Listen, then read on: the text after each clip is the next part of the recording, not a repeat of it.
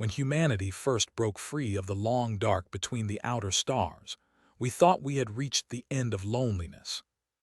For 3 centuries, we had crossed the ragged edge of the galaxy, with ships our ancestors had built from necessity rather than inheritance. No elder hand had lifted us. No ancient archive had instructed us. We had solved fusion containment because winter worlds demanded it. We had learned to sleep through decades because the stars were too far apart to do otherwise. We had learned to make machines repair themselves because no rescue ever came.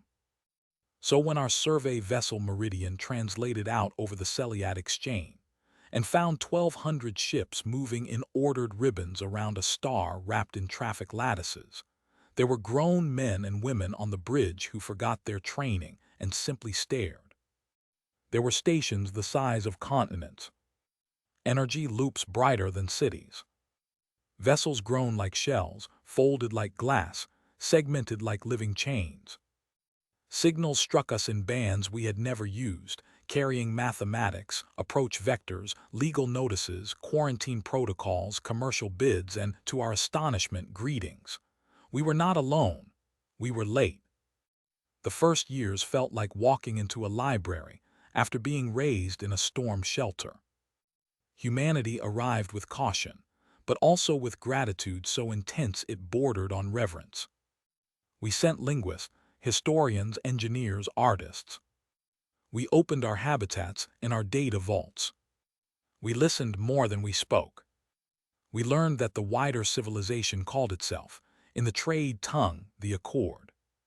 Thousands of species, millions of settled systems, common standards of navigation and law, disputes arbitrated, pirates suppressed, famine worlds supplied, trade regulated. War, we were told, rare. The elders at the center of it were 5 old species whose names translated imperfectly into human speech. The Talarin, whose memory guilds kept records older than our earliest agriculture. The Vork, broad-bodied and deliberate, who maintained most of the transit gates between settled regions.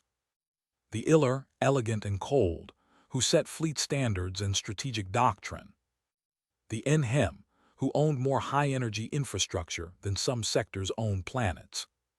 And the pale, many-limbed Suthra, whose legal schools shaped what the Accord called order. No one said they ruled, no one had to. At first, we did well enough. Human drives were inefficient by Accord standards, but durable. Human fabrication systems were clumsy, but astonishingly adaptable. Our deep-range logistics attracted attention almost immediately. We were used to operating without gates, without nearby depots, without support from a network older than our species. We built ugly things that survived, that had value. We helped stabilize supply routes in the less fashionable outer reaches. We repaired stations no major guild wanted to service. We improved shielding for long-haul merchant hulls moving through dust-heavy corridors. We joined survey efforts. We accepted inspections. We paid dues. We believed, sincerely, that difficult adjustments were simply the price of joining something larger than ourselves. The first crack in that belief was so small it would have been easy to dismiss if it had not lodged like grit under the skin. In the 7th year after contact, a convoy carrying 400 human contractors and 2,000 modular fabricators reached the Ravel Gate Array, a transit chain near the border of a developing corridor. Humans had spent 6 years redesigning its maintenance architecture. We had cut failure rates by half. We had trained mixed crews.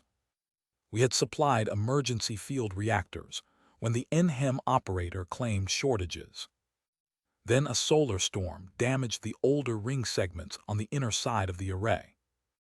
Traffic control locked down gate access. Freight from favored core members was rerouted through protected priority channels.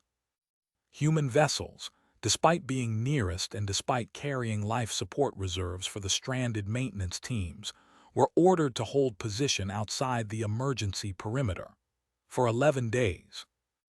We watched our own workers request passage to deliver systems they themselves had designed. We watched the Talaran adjudicator cite stability law and deny it. We watched privileged traffic pass through the same restricted channels we were told would collapse under extra mass. We listened while an iller coordinator, not even bothering to mute his channel, described the human petitions as predictable frontier agitation. 36 of our people died in the disabled ring habitats before access was finally granted. Not because rescue was impossible, because their place in the queue had been lower. It was a minor thing by the standards of empires.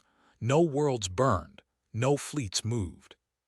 There were compensation hearings, sympathy statements, and a formal regret from the gate authority. Yet every human who read the transcript understood what had happened. We had improved a system we were not trusted to use. Our labor was welcome. Our urgency was not. We swallowed it. We told ourselves that old structures were slow to adapt. We told ourselves that a civilization this vast could not be judged by one disgraceful incident. In private, anger spread. Publicly, we remained courteous. That was when other species began to speak to us quietly, not in council chambers, not in arbitration halls. In cargo holds, repair docks, and observation galleries between shifts. A knot-bodied miner from the Olen Reach told a human supervisor, with embarrassment, that his people had once expanded too quickly near a Vork transit spine. 3 colonies were reclassified as shared stewardship zones and given away in stages to species with better standing. A soft-voiced scholar from a river-world species called the N showed us, hands shaking, the treaties that had limited her civilization's ship tonnage for 200 years after they developed autonomous targeting earlier than expected. A lore courier, armored in natural plates and too wary to sit with his back exposed, said simply, "They do not kill first, they define first, then they restrict. Then, if needed, they demonstrate. None of them asked us to fight.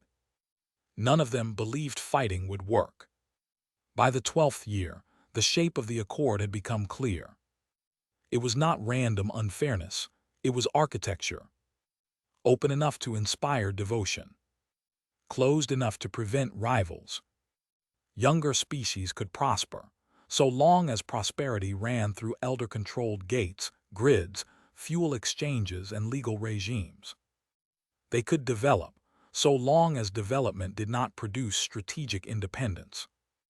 They could defend themselves, so long as the capacity to project power remained monopolized by those who already had it. We argued. We negotiated. We sought exemptions and revisions.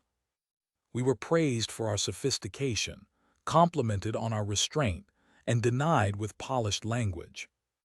Then came the second aggression, and no human mistook it for a misunderstanding. The world we called Green Lantern had no native life, and a thin, toxic atmosphere when we found it. It was a marginal planet in a cold system 2 jumps beyond the recognized development line, poor in glamour and rich in work. We spent 18 years on it. We seeded oceans under mirrors. We sank heat towers into the crust. We hauled water by comet tug. 3 generations of crews rotated through orbital habitats and dust-choked ground stations, until the first open-water storms moved beneath a breathable sky. There were children born in orbit over Green Lantern, who learned to walk under its gravity when the domes finally opened. Then, 6 months before full colonial designation, the Suthra Legal Bureau announced a review. The system, they argued, sat within a revised corridor essential to stabilizing migration patterns for a client species displaced by resource compression nearer the interior. Human work would be recognized. Human investors would be compensated. But the world itself would be reassigned under emergency harmonization authority. A favored species, one with close Vork sponsorship, would inherit the planet. We fought it across every channel the Accord allowed. We produced maps, labor accounts, atmospheric milestones, family registries, burial records.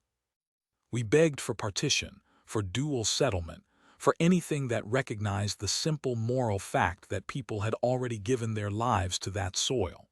The ruling came anyway. I still remember the feed from the final hearing.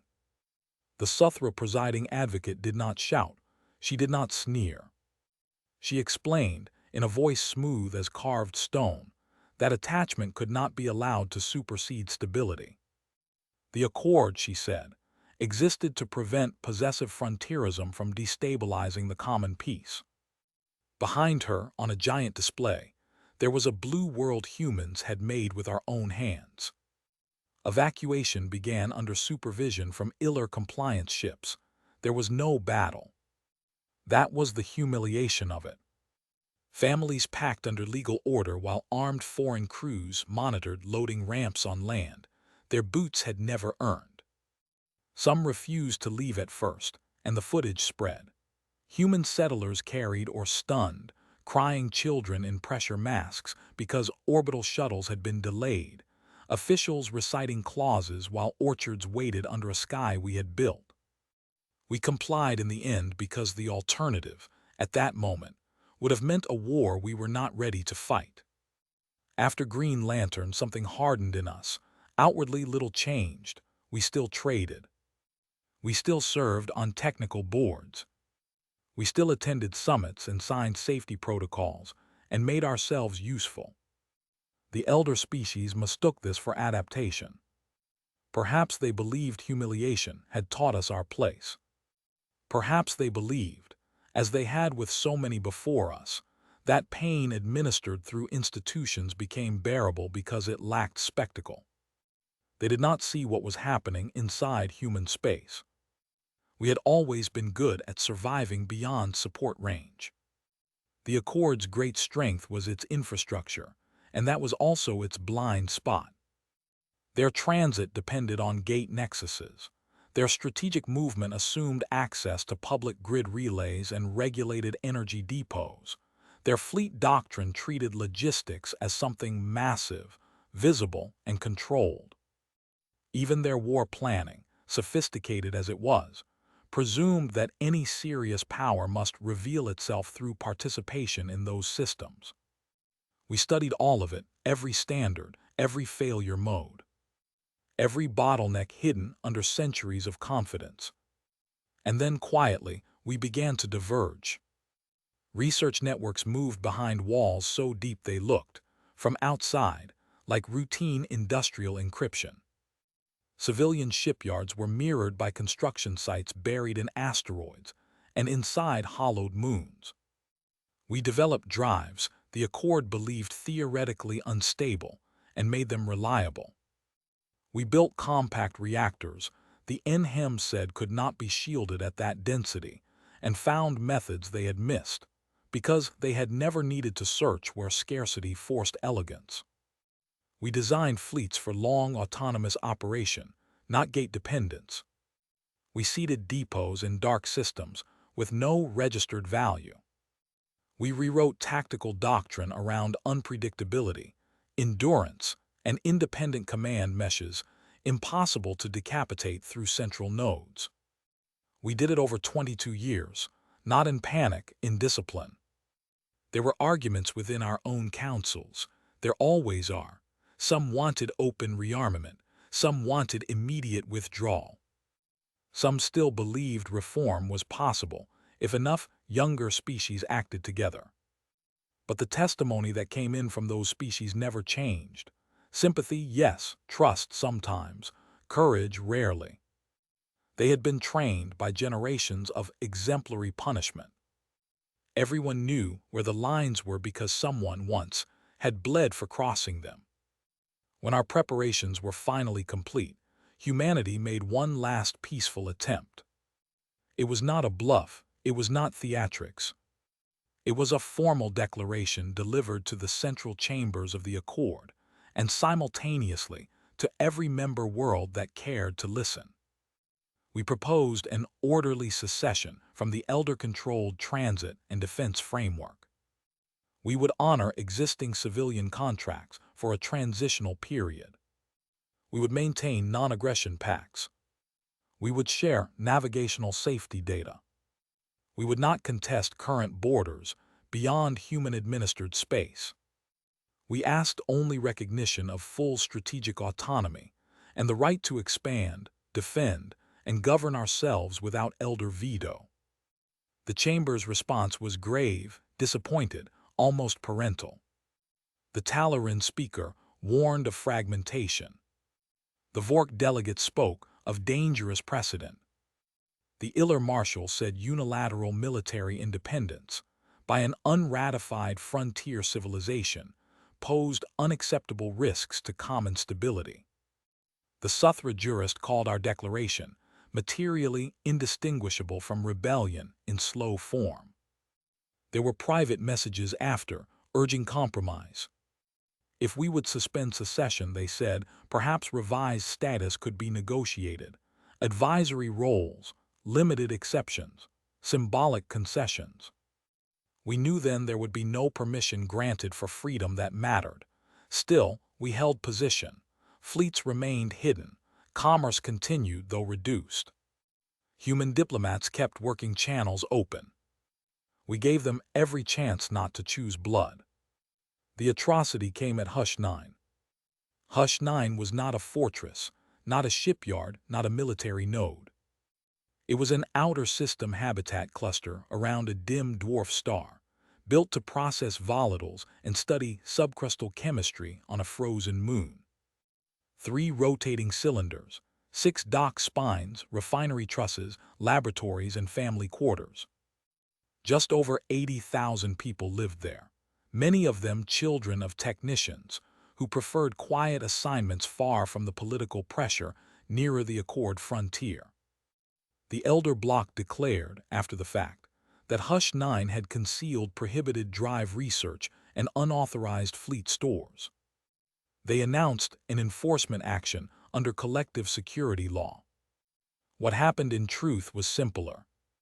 An Iller punitive squadron, with Suthra legal certification and Vork Gate support, dropped into the system without warning. They transmitted an evacuation order, impossible to fulfill in the time given. When Habitat Control demanded evidence, they cut the channels. Kinetic lances struck the dock spines first, trapping thousands. Then they hit rotation hubs on cylinder 2 and 3.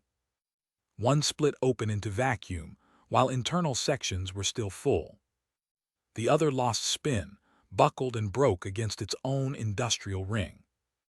The refinery trusses detonated after secondary impacts. The moon labs vanished in white fire. The squadron remained long enough to broadcast the result, not to us alone, to everyone, exemplary violence. That was what it had always been. By the time rescue ships from neighboring human systems arrived, the debris field stretched across 8,000 kilometers. Atmosphere shone in the dark like torn silk. Children's classrooms rotated open to stars. Emergency beacons answered each other from shattered sections that no longer connected to anything living. No speech could make peace possible after that. For 12 days the galaxy heard nothing from us. Then the silence deepened. Human merchant traffic stopped first. Ports that handled our ore, machine components, medical polymers, and long-haul freight reported delays, then absences, then entire schedules gone blank. Human crews departed mixed vessels at the nearest safe dock and vanished into chartered transports. Technical advisors failed to appear for board reviews. Arbitration delegates did not renew their lodgings. Embassy lights went out one by one, each mission closing under formal notice and leaving only a final packet of legal archives behind. Data exchanges were severed cleanly, not in panic but in perfect order. Across the Accord, species who had lived under elder management for centuries felt it happen like pressure leaving a room. Humanity was pulling back everywhere, all at once. The elder bloc reacted too slowly because they misunderstood the meaning of silence. They thought it was grief. They thought it was outrage, not yet organized.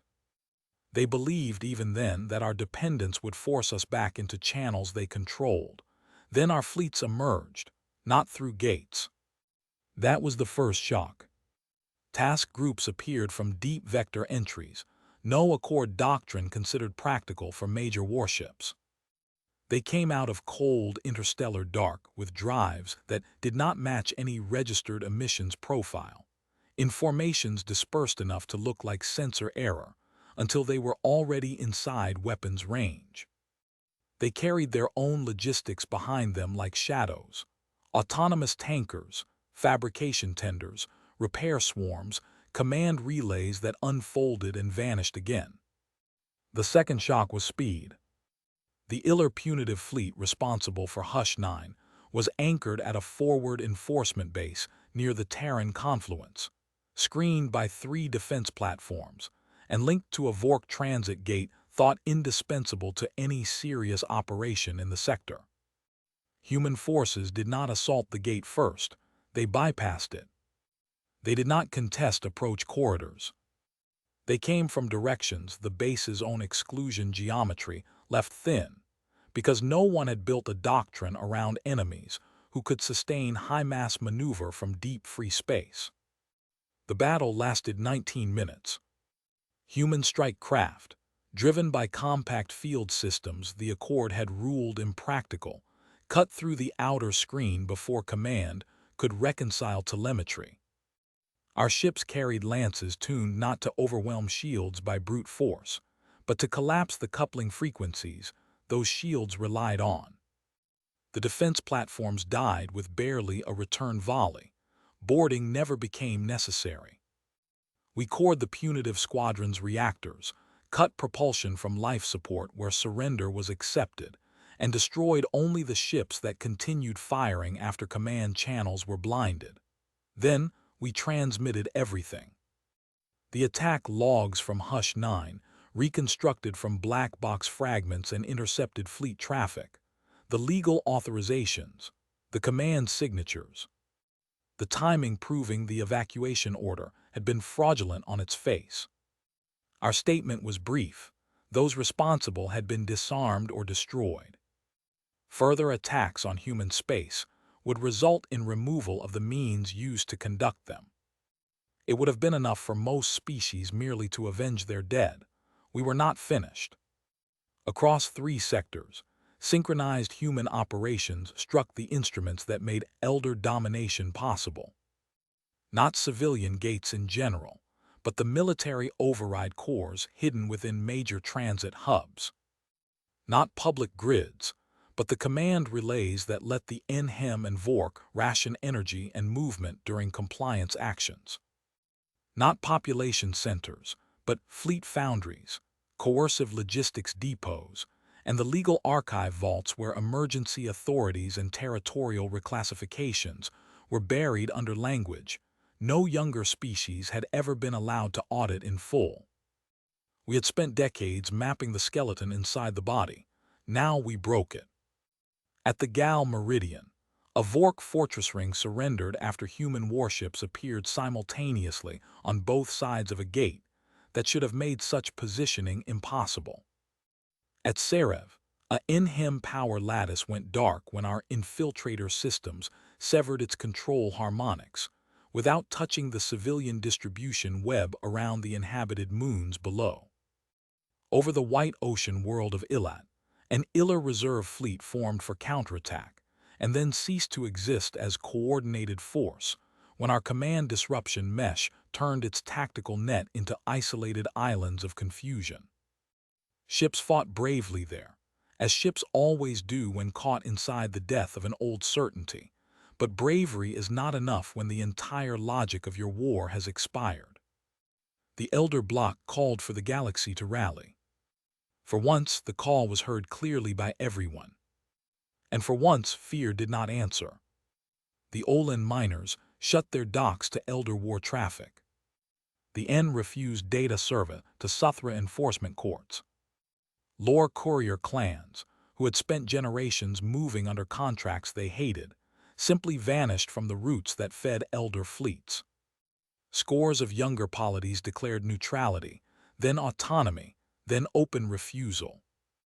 A few even moved against local overseers, once the myth of inevitable elder victory had been broken.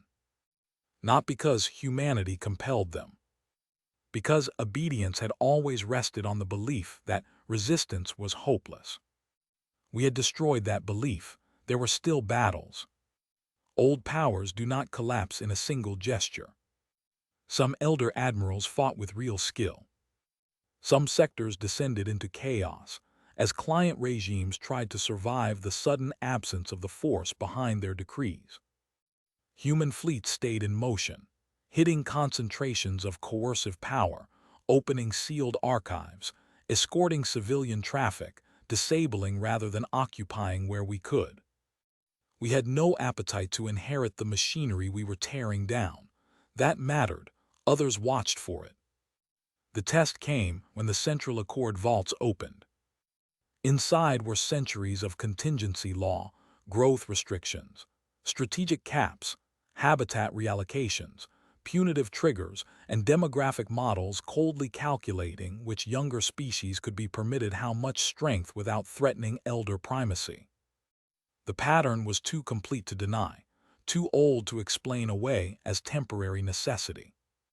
Whole civilizations found their limits written in someone else's hand. After that, the old order did not merely lose battles, it lost legitimacy. In the final armistice, if it can be called that, the surviving elder governments retained their worlds, their trade, and their voices, but not their monopoly. Gate networks were placed under distributed oversight. Military standards ceased to be centrally imposed. Territorial law was rewritten around settlement, labor, and consent, rather than sponsorship. Energy infrastructure was opened, audited, and replicated beyond the old choke points. Dozens of species, human and otherwise, formed new compacts with one another instead of kneeling toward the center. We were offered dominion more than once in those months, though never in such naked words. Some wanted human fleets to enforce the peace we had made possible. Some, out of gratitude or fear, would have accepted a new hierarchy if it wore our face. We refused. Perhaps that surprised them most of all. We had not endured exile, insult, dispossession, and massacre in order to sit where our killers had sat. Revenge had brought us to the threshold. Grief had given it fire. But what came after had to be something better than reversal, or else Hush 9 would become only the first name in another cycle. Years later, ships still pass through the wreck field where Hush 9 once turned in the dark. We left part of it there, stabilized and lit by memorial buoys, because forgetting is one of the luxuries that built the old Accord. Children from 100 species come now on school vessels and listen to the recordings. They see the shattered rings, the frozen spray of metal and glass, the names. Then they leave aboard ships built to standards no single civilization owns, moving through routes no elder hand can close, under stars that belong, at last, to no one's permission. And in the black beyond the memorial lights, traffic from a freer galaxy keeps flowing.